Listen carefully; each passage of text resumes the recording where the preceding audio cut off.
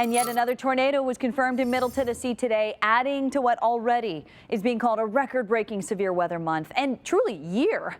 Let's bring in forewarned meteorologists Melanie, Layden, and Stefano DiPietro to break all of this down for us, and then also to tell us just how something like this could happen in December.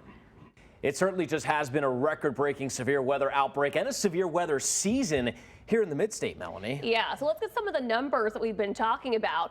You can see here before 2021, so since record keeping even began back in the 1800s until last year, there were only 17 tornadoes ever recorded in the month of December here in Middle Tennessee. Just this month alone this year, already 20 tornadoes this December. And that's just an incredible number to think about. I mean, over 150 years, only 17 tornadoes recorded, and now we're just 20 in the course of just a week, by the way, because that's the combination from Monday and this past Saturday. Now let's talk about another record that we've broken. Now the record for the most tornadoes in a year here in Middle Tennessee is around 38. That was set back in 2011. So far this year, we are now up to 44 tornadoes here in Middle Tennessee. Just an outrageous number to think about, and to think that we broke this record because of what happened in December, Melanie. Right, in just the last week or so. Yeah. And December 11th, that's this past weekend. So far, already 15 tornadoes recorded.